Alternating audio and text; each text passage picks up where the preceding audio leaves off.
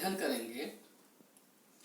इस शब्द के माध्यम से कबीर साहब कहना चाहते हैं कि जब साधक अपने साधना में सफल हो जाते हैं तो उसे ब्रह्म ज्ञान की प्राप्ति हो जाती है, परमात्मा को वह पहचान लेता है।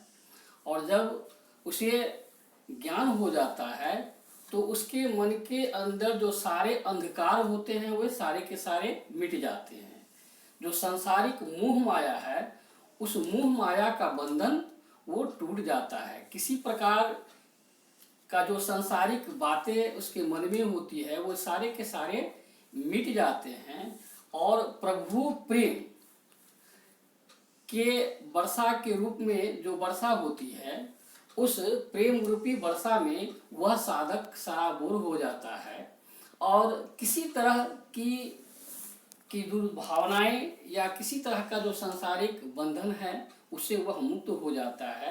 इन्हीं बातों को कबीर साहब इन शब्दों में कहा है। देखिए क्या है। संतो भाई आई ज्ञान की आंधी रे, संतो भाई आई ज्ञान की आंधी रे, भ्रम की टाटी सबे उड़ानी, माया रहे न बांधी। हित चीत की द्वैथीन गिरानी, मुँह बलिंडा टूटा, तृष्णा छानी परिघर ऊपरी, कुबुद्धि का भांडा फूटा। जोग जुगति कर संतो बांधी, निर्चु चूबे पानी, कूर कपट काया का निकसाया, हरि की गति जब जानी। आंधी पीछे जो जल बूटा, प्रेम हरि जन भीना, कहे कबीर भान के प्रगटे, उदित भया तम खीना। अब इस प्रस्तुत शब्द में जो कठिन शब्द है उन कठिन शब्दों का अर्थ आप समझ ले।